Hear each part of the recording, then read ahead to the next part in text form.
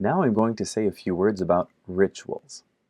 Now, I'm doing this because initially when I was preparing, looking at the different rituals we have between the four walls of a church and taking elements from nature, I was thinking, well, don't we have a ritual where we're immersed in nature?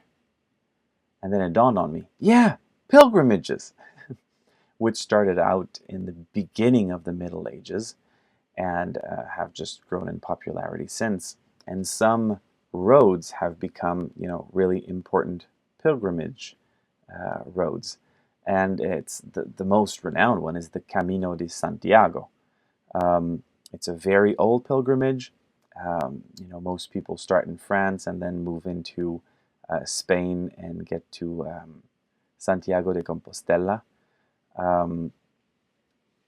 It's also called the Way of St. James because it finishes at St. James Sanctuary, who was an apostle of Jesus Christ. It leads to the sanctuary of Santiago. Santiago is a way of saying St. James.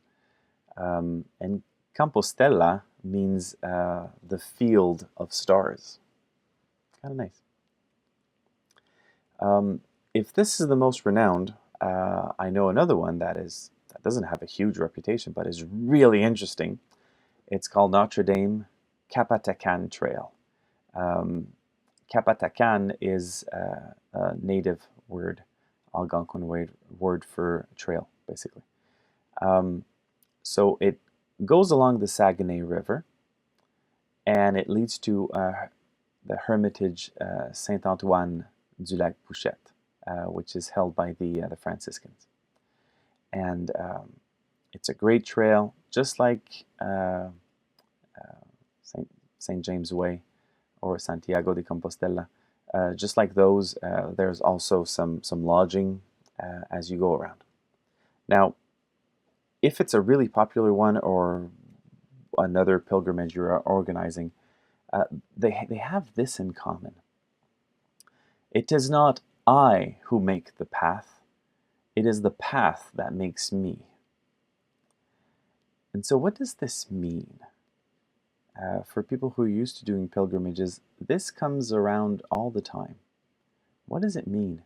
Well, we're so used to wanting to control our life.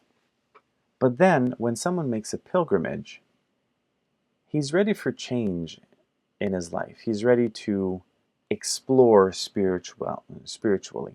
Some of the barriers are down.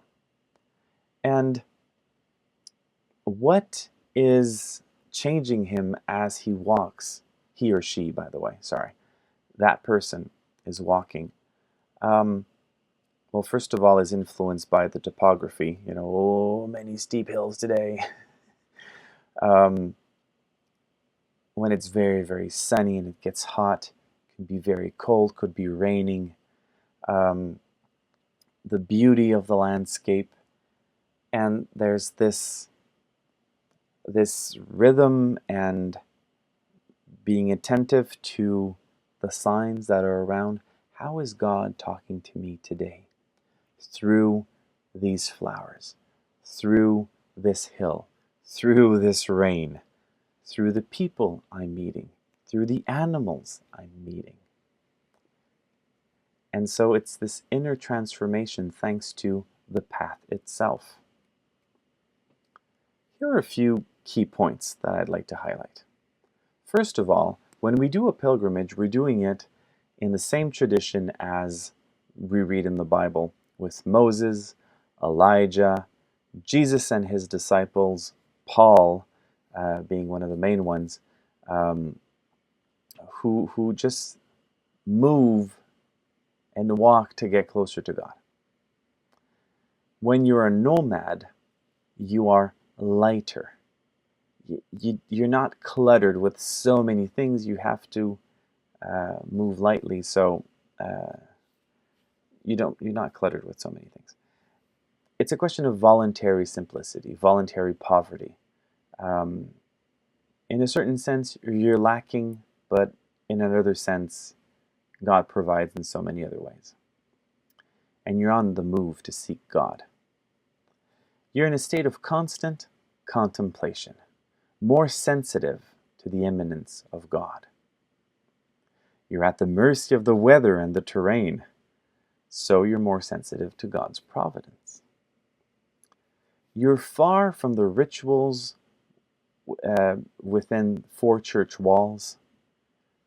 Nature becomes your cathedral, because although in everyday life you might be just walking fast and going through, the stops and the city life or whatever, now you are praying outside, and you are listening to the voice of the creatures that surround you, which makes you also more sensitive to the Holy Spirit.